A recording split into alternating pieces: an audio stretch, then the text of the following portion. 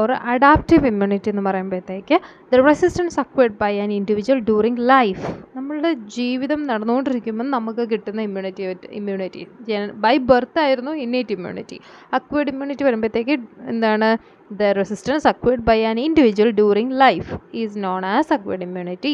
രണ്ട് ടൈപ്പ് ഉണ്ട്, active and passive. Okay, നമുക്കറിയാലോ, നമുക്ക് കുറേ കുഞ്ഞിലേ ജനിക്കുമ്പോൾ തൊട്ടേ വാക്സിൻസ് എടുത്ത് തുടങ്ങും അല്ലേ, അതൊക്കെ അഡാപ്റ്റീവ് അല്ലെ അക്വയർഡ് ഇമ്മ്യൂണിറ്റി ആണ്. അതിൽ തന്നെ ആക്റ്റീവ് ഇമ്മ്യൂണിറ്റിയും പാസീവ് ഇമ്മ്യൂണിറ്റിയും ഉണ്ട്. ആക്റ്റീവ് ഇമ്മ്യൂണിറ്റി എന്ന് പറയുമ്പോഴത്തേക്ക് it's again sub divided into natural and artificial immunity. Okay, natural എന്ന് പറയുമ്പോഴത്തേക്ക് through clinical or sub clinical infection, എന്തെങ്കിലും ഒരു ഇൻഫെക്ഷൻ വന്നു, ആ ഒരു ഇപ്പോൾ അറിയില്ല ചിക്കൻ ബോക്സിൻ്റെ ഒക്കെ ഒരു തവണ വന്നവർക്ക് പിന്നെ വരത്തില്ല എന്നൊക്കെ കേട്ടിട്ടില്ലേ, അപ്പോൾ അതൊരു നാച്ചുറലി നമുക്കൊരു ഇൻഫെക്ഷൻ വന്ന് കിട്ടിയതാണ്. ആർട്ടിഫിഷ്യൽ എന്ന് പറയുന്നത് വാക്സിനേഷൻ വഴി കിട്ടുന്ന അഡാപ്റ്റീവ് ആയിട്ടുള്ള immunity. Okay, it is the resistance developed by an individual as a result of contact with an antigen. This contact may be in the form of natural infection or by vaccination. അപ്പോൾ ഒരു നമ്മുടെ body ഒരു ആൻറ്റിജനുമായിട്ട് contact വരുമ്പം നമുക്ക് കിട്ടുന്ന ആ ഒരു resistance ആണ് ഈ പറഞ്ഞ അക്വയർഡ് അല്ലെ അഡാപ്റ്റീവ് ഇമ്മ്യൂണിറ്റി എന്ന് പറയുന്നത്. അതിൽ ആക്റ്റീവായിട്ടുള്ള ഇമ്മ്യൂണിറ്റി എന്ന് പിന്നെ പാസീവായിട്ടുള്ള ഇമ്മ്യൂണിറ്റി എന്ന് രണ്ടായിട്ട് പറയുന്നുണ്ട്.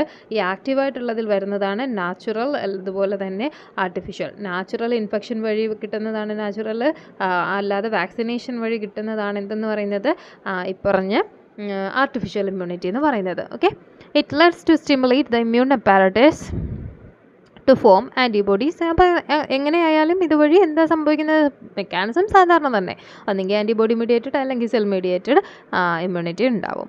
Active immunity develops after a latent period which is required for immune system to act, but once developed the active immunity is long lasting. ഇച്ചിരി സമയം എടുക്കും, പക്ഷേ ആക്റ്റീവ് ഇമ്മ്യൂണിറ്റി അത് നാച്ചുറൽ ഇൻഫെക്ഷൻ, നമുക്ക് ചിക്കൻ ബോക്സ് വന്ന് 10-15 ദിവസം നമ്മൾ കിടന്നിട്ടേ നമ്മളുടെ ബോഡിയിൽ ആ ഒരു ഇമ്മ്യൂണിറ്റി പവർ വരുള്ളൂ.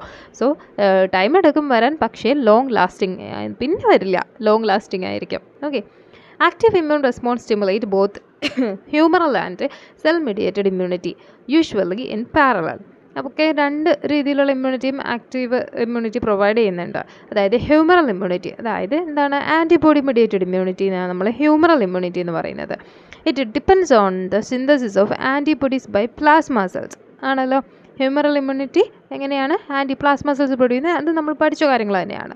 These cells produce specific circulating antibody which combine specifically with the antigens and modify their activity. അല്ലേ, ഈ പറഞ്ഞ ഇമ്യൂണോഗ്ലോബിൻസ് അല്ലെ ആൻറ്റിബോഡി വന്നിട്ട് ആൻറ്റിജനുമായിട്ട് കമ്പൈൻ ചെയ്യുന്നു, അതിൻ്റെ ആക്ടിവിറ്റീനെ മോഡിഫൈ ചെയ്യുന്നു. This modified activity may be in the form of lysis of the antigen molecule. Their toxin may be neutralized or in the form of removal of antigen by phagocytosis. എന്തൊക്കെ ചെയ്യും, antibody വരുന്നു, ആൻറ്റിജനെ ഒന്നെങ്കിൽ lies ചെയ്യും, അല്ലെങ്കിൽ അതിൻ്റെ ടോക്സിനെ neutralise ചെയ്യും, അതുപോലെ phagocytosis നടത്തി ആൻറ്റിജനെ മൊത്തത്തിൽ നീക്കം ചെയ്യും. അതാണ് ആൻറ്റിബോഡീസ് അഥവാ ഹ്യൂമറൽ ഇമ്മ്യൂണിറ്റിയിൽ സംഭവിക്കുന്നത്. സെൽ മീഡിയേറ്റഡ് ഇമ്മ്യൂണിറ്റിയിൽ എന്താ സംഭവിക്കുന്നത്, it depends on T lymphocyte developed against certain antigens. Antibody synthesis also occurs in response to these antigens. ആണല്ലോ, കാരണം T സെൽസ് ആക്റ്റീവായിട്ട് T ഹെൽപ്പർ സെൽസ് പോയി B ലിംഫോസൈറ്റിനെ ആക്റ്റീവേറ്റ് ആക്കി അത് പോയി പ്ലാസ്മ സെല്ലായിട്ട് മാറി ആൻറ്റിബോഡീസ് പ്രൊഡ്യൂസ് ചെയ്യും. അപ്പോൾ T സെൽ മീഡിയേറ്റഡ് ഇമ്മ്യൂണിറ്റിയിലും ആക്ച്വലി T സെൽസിൻ്റെ ഹെൽപ്പോട് കൂടി എന്ത് ചെയ്യുന്നു, ആൻറ്റിബോഡീസിന് പ്രൊഡ്യൂസ് ചെയ്യുന്നുണ്ട്. Okay, then but there roles is limited. Antibody produce ചെയ്യുന്നെങ്കിലും റോള് ലിമിറ്റഡ് ആണ്. Okay, the cell-mediated immunity by sensitized T lymphocyte is important in resistance to chronic bacterial infection. മെയിനായിട്ടും സെൽ മീഡിയേറ്റഡ് ഇമ്മ്യൂണിറ്റി നല്ല bacterial disease ഒക്കെ ആകുമ്പം എന്താണ്, നമുക്ക് cell mediated ഇമ്മ്യൂണിറ്റിയാണ് പ്രധാനമായിട്ടും വരുന്നത്. In this chronic infection, organism can multiply and survive in phagolysosome, that is intracellular parasitism, tuberculosis, leprosy. Okay, and and viral infection, അതായത് herb simplex വൈറസോ അല്ലെങ്കിൽ ട്യൂബർകുലോസിസോ പിന്നെ അതുപോലെ ലെപ്രസി വൈറസ് ഒക്കെ ഉണ്ടല്ലോ, അതൊക്കെ ആണെങ്കിൽ ഈ T സെൽസ് വന്ന് ഇതിനെ പിടിച്ചെടുത്ത് കൊണ്ടുപോയി എന്തുവെന്ന് വെച്ചാൽ ചെയ്താലും ശരി, ഫാഗോസൈറ്റ്സ് വന്ന് വിഴുങ്ങിയാലും ശരി, അവിടെ കിടന്ന് മൾട്ടിപ്ലൈ ചെയ്യും. അപ്പോൾ സെൽ മീഡിയേറ്റഡ് ഇമ്മ്യൂണിറ്റി ആണ് ബാക്ടീരിയൽ ഇൻഫെക്ഷൻ ഒക്കെ വരുന്ന സമയത്ത് ആക്റ്റീവ് ആകുന്നത്. പക്ഷേ ഇപ്പറഞ്ഞ ബാക്ടീരിയ അല്ലെങ്കിൽ ഇപ്പറഞ്ഞ വൈറസ് ഹെർബ്സ് പോലുള്ള വൈറസ് ഒക്കെ ആണെങ്കിൽ അവിടെ ഒന്നും നിൽക്കത്തില്ല, ഫാഗോസൈറ്റോസിസ് ഒക്കെ നടത്തിക്കൊണ്ട് പോയാലും ശരി ഫാഗോസൈറ്റിൻ്റെ ഉള്ളിൽ കിടന്ന് മൾട്ടിപ്ലൈ ചെയ്യുന്ന പറഞ്ഞത്. ഓക്കെ, ദെൻ ഇനി ടൈപ്സ് പറഞ്ഞല്ലോ നമ്മൾ. Natural active immunity, it is acquired by natural sub clinical അല്ലെങ്കിൽ clinical infection. Such immunity is long lasting. Persons recovering from smallpox, അതായത് ചിക്കൻ പോക്സിലെ smallpox infection develop natural active immunity.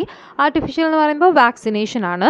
The vaccines are prepared from live attenuated or killed microorganism. ഇതൊക്കെ അറിയാവുന്ന കാര്യങ്ങളല്ലേ. Or there antigens or toxoids. അപ്പം നമ്മുടെ vaccines എന്ന് പറയുന്നത് live ആയിരിക്കാം, അല്ലെങ്കിൽ അറ്റനുവേറ്റഡ് ആയിരിക്കാം, അല്ലെങ്കിൽ കിൽഡ് മൈക്രോ ഓർഗാനിസം ആയിരിക്കും. ലൈവ് എന്ന് പറഞ്ഞാൽ ജീവനുള്ള ഓർഗാനിസം തന്നെ, അതിൽ നിന്ന് തന്നെ ഉണ്ടാക്കുന്ന വാക്സിൻ. ഉണ്ടാക്കുന്ന മീൻസ് ആ ജീവനുള്ള ഓർഗാനിസത്തെ ആയിരിക്കും, പക്ഷേ രോഗം ഉണ്ടാക്കാനുള്ള കഴിവ് നമ്മൾ നശിപ്പിച്ച് കളയും. ഓക്കെ, അങ്ങനെ. പിന്നെ അറ്റീനുവേറ്റഡ് ഉണ്ട്, അതായത് എന്താണ് അറ്റീനുവേറ്റഡും ഇതുപോലെ തന്നെയാണ്, ലൈവ്ലി ആയിരിക്കും, പക്ഷേ അതിൻ്റെ മറ്റേ വിറുലൻസ് ഫാക്ടേഴ്സ് ഒന്നും ഉണ്ടാവില്ല. ഐ മീൻ അതിന് രോഗം ഉണ്ടാക്കാനുള്ള ഒരു ശേഷി ഇല്ലാതാക്കിയിട്ട് അതിനെ ഉപയോഗിക്കുന്നതാണ് അറ്റീനുവേറ്റഡ്. അതുപോലെ തന്നെ കിൽഡ് മൈക്രോ അല്ലെങ്കിൽ കിൽഡ് ആയിട്ടുള്ള മൈക്രോ ഓർഗാനിസത്തെ ഉപയോഗിച്ചും വാക്സിൻസ് ഉണ്ട്. ഇതറിയാലോ, വാക്സിൻസ് പഠിച്ചപ്പോൾ പഠിക്കുന്ന സാധനങ്ങളാണ് ഇതൊക്കെ. ഓർ ദെയർ ആൻറ്റിജൻസ്, അല്ലെങ്കിൽ എന്തായിരിക്കും ഈ മൈക്രോ ഓർഗാനിസത്തിൻ്റെ രോഗം ഉണ്ടാക്കുന്ന എന്തെങ്കിലും വിറുലൻസ് ഫാക്ടറിന് കാരണമാകുന്ന ആൻറ്റിജൻസ് ആയിരിക്കാം, അല്ലെങ്കിൽ എന്തായിരിക്കാം ടോക്സോയിഡ്സ്. ആ ഒരു ടോക്സിൻ്റെ ഒക്കെ വെച്ചിട്ടൊക്കെ ആയിരിക്കും ഈ വാക്സിൻസ്. ഓരോ വാക്സിനും ഓരോ രീതിയിലല്ലേ പ്രിപ്പയർ ചെയ്യുന്നത്. In killed vaccines the organism are killed by heat formation, phenol, alcohol. ഈ വഴികളിലൊക്കെയാണ് നമ്മൾ കിൽഡ് വാക്സിൻസിൽ ഓർഗാനിസത്തെ കില്ല് ചെയ്യുന്നത്. These are preserved in phenol, അതുപോലെ in merthiolate and alcohol preserve ചെയ്യും നമ്മൾ. എന്നിട്ട് toxoids are prepared from bacterial exotoxin inactivated by formalin. Okay, formol toxoid ആണ് നമ്മുടെ വാക്സിന് വേണ്ടിയിട്ട് ഉപയോഗിക്കുന്ന. ഫോർമാലിൻ വെച്ചിട്ട് വീര്യം കുറയ്ക്കുന്ന എക്സോടോക്സിൻസ് ആണ് എടുക്കുന്നത്. ഫോർമോൾ ടോക്സൈഡ് ആണ്, അതായത് എന്താണ് ഫോർമാലിൻ വെച്ച് ഇനാക്ടിവേറ്റ് ചെയ്ത എക്സോടോക്സിൻ, ബാക്ടീരിയൽ എക്സോടോക്സിൻ. അല്ലെങ്കിൽ or by alum precipitated toxoid എന്ന് പറയും, APT, ആലം പ്രസിപ്പിറ്റേറ്റ്. മനസ്സിലാവുന്നുണ്ട്? ഇതൊക്കെ ടോക്സോയിഡ് എങ്ങനെയാണ് വാക്സിനാക്കി മാറ്റുന്നതെന്നാണ് പറഞ്ഞത്. Then toxoids are immunogenic but not toxigenic. ഈ ടോക്സിൻ വിഷമാണല്ലോ എന്ന് വിചാരിക്കേണ്ട, അത് ഇമ്മ്യൂണോജനിക് ആണ്. ഇമ്മ്യൂൺ റെസ്പോൺസ് ഉണ്ടാക്കാൻ വേണ്ടിയിട്ടാണുള്ളത്, പക്ഷേ ടോക്സിജനിക് അല്ല, വിഷം അല്ല നമ്മുടെ ശരീരത്തിന് കേട്ടോ. അതാണ് ടോക്സോയിഡ്സ്. ദെൻ വാക്സിൻസ് ഏതൊക്കെയാണ്? ലൈവ് വാക്സിൻസ് വരുന്നുണ്ട്, കുറച്ച് വാക്സിൻസ് ഉണ്ട്. ലൈവ് വാക്സിൻസ്, അതുപോലെ കിൽഡ് വാക്സിൻ, ബാക്ടീരിയൽ പ്രോഡക്റ്റ്, ഇതിനുള്ള എക്സാമ്പിൾ പഠിച്ചേക്കും. ഇപ്പോൾ live vaccine BCG, MMR 17D. Killed വരുവാണെങ്കിൽ നമ്മുടെ എന്താ പറയുക Salk vaccine for poliomyelitis, killed cholera vaccine, hepatitis B vaccine, ഇതൊക്കെ കിൽഡ് വാക്സിനാണ്. ബാക്ടീരിയൽ പ്രോഡക്റ്റ് വരുമ്പോൾ TT, tetanus toxoid for tetanus, അതുപോലെ ഡിഫ്തീരിയ ടോക്സോയിഡ് ഫോർ ഡിഫ്തീരിയ. ഇതൊക്കെ എന്തുവാ നമ്മുടെ ബാക്ടീരിയൽ പ്രോഡക്റ്റ് ടോക്സിൻസ് വെച്ചിട്ടുള്ളതാണ്. ഓക്കെ.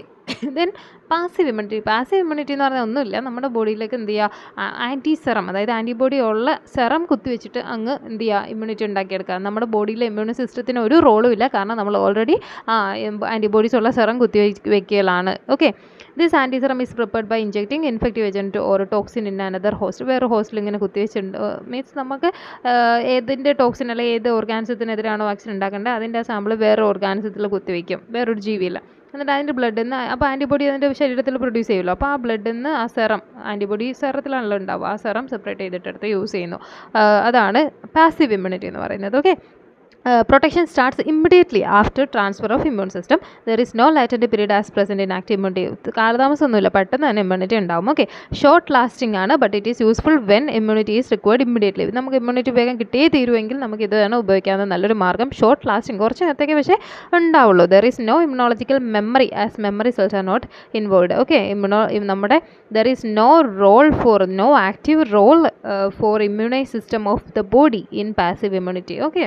ഇതും രണ്ട് ടൈപ്പ് ഉണ്ട്, നാച്ചുറലും ആർട്ടിഫിഷ്യലും. നാച്ചുറൽ എന്ന് പറയുമ്പോഴത്തേക്ക് നമ്മുടെ ബോഡിയിൽ മറ്റേ അതേഴ്സ് to foetus IgG antibodies transfer ചെയ്യൂലേ, പ്ലാസിൻ്റെ വഴി IgG ക്രോസ് ചെയ്യും. അപ്പോൾ അതൊക്കെ എന്ന് പറയുന്നത് നാച്ചുറൽ ആയിട്ടുള്ള ഒരു പാസീവ് ഇമ്മ്യൂണിറ്റി ആണ്.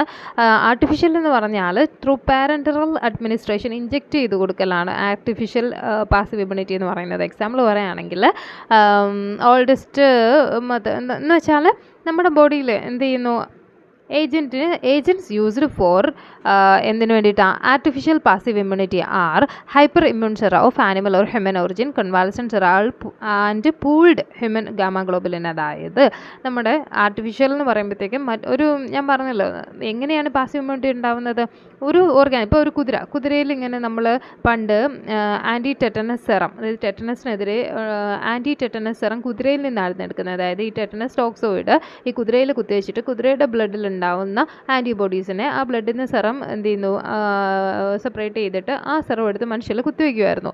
അങ്ങനെയാണ് anti toxoid serum anti tetanus toxoid അല്ല ആൻറ്റി ടെറ്റനസ് സെറം മനുഷ്യരിൽ കുത്തിവെച്ച് ഇമ്മ്യൂണിറ്റി ഉണ്ടാക്കുന്നത്. പക്ഷേ ഈ ഹോഴ്സിൽ നിന്നൊക്കെ വരുന്നത് കൊണ്ട് വേറൊരു സ്പീഷീസ് അല്ലേ, വേറൊരു ജീവിയല്ലേ, അത് ഹൈപ്പർ സെൻസിറ്റിവിറ്റി റിയാക്ഷൻസ് അലർജി പോലൊക്കെ ചിലർക്ക് ഉണ്ടാക്കുമായിരുന്നു. അതുകൊണ്ട് ഇപ്പോൾ അത് മാറിയിട്ടുണ്ട്. ഇപ്പം മനുഷ്യനെ തന്നെ സെലക്ട് ചെയ്ത് മനുഷ്യനെ തന്നെ കുത്തിവെച്ചിട്ട് മനുഷ്യൻ്റെ സെറം തന്നെയാണ് പൂൾഡ് സെറം ആണ് എടുക്കുന്നത്. അതാ പറഞ്ഞത് നമ്മുടെ ഏജൻറ്റ് ഏതാണോ കോസ് ചെയ്യുന്ന ഓർഗാൻസം അതിനെതിരെയുള്ളത് മറ്റൊരു ഓർഗാൻസത്തിൽ എന്ത് ചെയ്യുന്നു ഇഞ്ചെക്ട് ചെയ്തിട്ട് അതിൻ്റെ സെറം സെപ്പറേറ്റ് ചെയ്തെടുത്താണ് ഈ ആർട്ടിഫിഷ്യൽ പാസീവ് ഇമ്മ്യൂണിറ്റി പ്രിപ്പയർ ചെയ്യുന്നത്. ഓക്കെ, പൂൾഡ് സെറം ഒക്കെയാണ് യൂസ് ചെയ്യുന്നത്. ഓക്കെ പൂൾഡ് സെറം എന്ന് വെച്ചാൽ എന്താ, കുറേ സാമ്പിൾ ഇങ്ങനെ മിക്സ് ചെയ്യുന്നതിനല്ലേ നമ്മൾ പൂൾഡ് സെറം സാമ്പിൾ എന്നൊക്കെ പറയുന്നത്. ഓക്കെ, പിന്നെ പറയാനുള്ളത് എന്താ അറിയോ, ഇത് പാസീവ് ഇമ്മ്യൂണൈസേഷൻ്റെ യൂസസ് എന്തൊക്കെയാണ്? To provide immediate short term protection in a non immune host faced with a threat of a serious infection. Okay, പെട്ടെന്ന് ഇമ്മ്യൂണിറ്റി വേണമെങ്കിൽ പെട്ടെന്ന് കിട്ടും.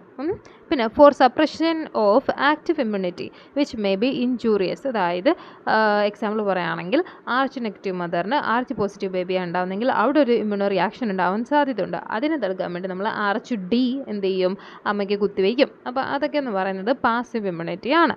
Then four treatment of serious infection, example diphtheria, gas gangrene, tetanus, അങ്ങനെ serious ഇൻഫെക്ഷനൊക്കെ വരുമ്പോൾ നമ്മൾ ഉപയോഗിക്കും. Post exposure prophylaxis, അതായത് rabies, അതായത് നമുക്ക് റാബീസൊക്കെ വന്നു കഴിഞ്ഞാൽ എന്താവുമോ അതിനൊക്കെ എതിരെ നമ്മൾ കുത്തിവെക്കാൻ വേണ്ടിയിട്ട് നമ്മൾ പാസീവ് ഇമ്മ്യൂണിറ്റിയാണ്, അറിയാമല്ലോ കുത്തിവെപ്പ് കാര്യങ്ങളൊക്കെ, അതെല്ലാമാണ് പാസീവ് ഇമ്മ്യൂണിറ്റിയിൽ വരുന്നത്. ജസ്റ്റ് ഒന്ന് ഏകദേശം ഒരു ഐഡിയ ഉണ്ടായിരിക്കുക എന്നുള്ളതേ ഉള്ളൂ. ഇത് എല്ലാ പോയിൻറ്റും ഒന്നും കാണുന്നത് പഠിക്കണ്ട കേട്ടോ. Okay, this is passive immunity. പിന്നെ മിസലേനിയസ് ഇമ്മ്യൂണിറ്റിയിൽ വരുന്നതാണ് combined immunisation, adaptive immunity. Just ഇതൊക്കെ എവിടെയെങ്കിലും നോട്ട് ഉണ്ടെങ്കിൽ ഒന്ന് വായിച്ച് നോക്കിയാൽ മതി. പറയാനായിട്ടൊന്നുമില്ല, ഓരോ പോയിന്റുകളേ ഉള്ളൂ. Combination of active and passive immunisation is employed simultaneously which is known as combined immunisation. Adaptive immunity എന്ന് പറയുമ്പോഴത്തേക്ക് injection of immunologically competent lymphocyte is known as adaptive immunity. ലിംഫോസൈറ്റിനെ അടുത്ത് കുത്തിവെക്കുന്ന പരിപാടിയാണ് അഡാപ്റ്റീവ് ഇമ്മ്യൂണിറ്റി. ലോക്കൽ അല്ലെങ്കിൽ മ്യൂക്കോസൽ ഇമ്മ്യൂണിറ്റി എന്ന് പറഞ്ഞാൽ local immunity is active at the mucosal surface such as intestinal, respiratory, genito urinary mucosa. അതിൻ്റെയൊക്കെ മുകളിലുള്ള ഇമ്മ്യൂണിറ്റിയാണ് എന്തെന്ന് പറയുന്നത് ലോക്കൽ ഇമ്മ്യൂണിറ്റി. പറഞ്ഞ സ്ഥലങ്ങളിൽ, അതായത് ഇൻഡസ്റ്റൈൻ, റെസ്പിറേറ്ററി, ഇതുപോലെ തന്നെ ജെനിറ്റോ യൂറിനറി മ്യൂക്കോസയിലൊക്കെ ഉള്ള ആ ഒരു ലോക്കലി ആക്റ്റീവായിട്ടുള്ള ഇമ്മ്യൂണിറ്റിയാണ് ലോക്കൽ ഇമ്മ്യൂണിറ്റി എന്ന് പറയുന്നത്. Natural infection or the live viral vaccine administered orally or intranasally provide local immunity at the site of entry such as gut mucosa and nasal mucosa respectively. എവിടെക്കൂടാണോ entry ചെയ്യുന്നത് ആ ഒരു ഏരിയയിലെ ടിഷ്യൂസിലൊക്കെ എന്തുണ്ടാകും, ആ ഒരു ഇമ്മ്യൂണിറ്റി പ്രൊവൈഡ് ചെയ്യും നമ്മൾ ഈ നമ്മുടെ വാക്സിൻസ് ഒക്കെ പോകുന്ന വഴിക്കൊക്കെ കേട്ടോ. Then herd immunity, it refers to the overall resistance in a community or herd. ഒരു കമ്മ്യൂണിറ്റിയിലുള്ള ഓവറോൾ റെസിസ്റ്റൻസ് ആണ് ഹെർഡ് ഇമ്മ്യൂണിറ്റി എന്ന് പറയുന്നത് towards a pathogen. When herd immunity is low, chances of epidemics increases on introduction of a suitable pathogen.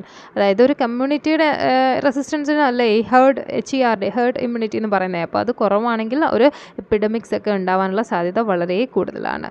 Eradication of any communicable disease depends development of a high level of herd immunity rather than the immunity in individual. ഒരാൾക്കുള്ള ഇമ്മ്യൂണിറ്റിയേക്കാൾ വലുതാണ് ആ ഒരു കൂട്ടത്തിനുള്ള immunity. അപ്പോൾ അവിടെ immunity എല്ലാവർക്കും നല്ല powerful immunity ആണെങ്കിൽ എന്താണ് നമുക്ക് പറയുന്നത്, അത് ഏത് ഒരു രോഗം ഉണ്ടാക്കുന്ന ഒരു പാത്തോജനിൽ നിന്ന് കംപ്ലീറ്റ് ഇറാഡിക്കേഷൻ പോസിബിളാണ്. പക്ഷേ ആ ഒരു കമ്മ്യൂണിറ്റിക്ക് ഇമ്മ്യൂണിറ്റി കുറവാണെങ്കിലോ എപ്പിഡമിക്സ് അതുപോലെ പകർച്ചവ്യാധികളൊക്കെ ഉണ്ടാവും. ഓക്കെ, ഇത്രയേ ഉള്ളൂ ഇമ്മ്യൂണിറ്റിയെക്കുറിച്ച് പറയാനായിട്ട്.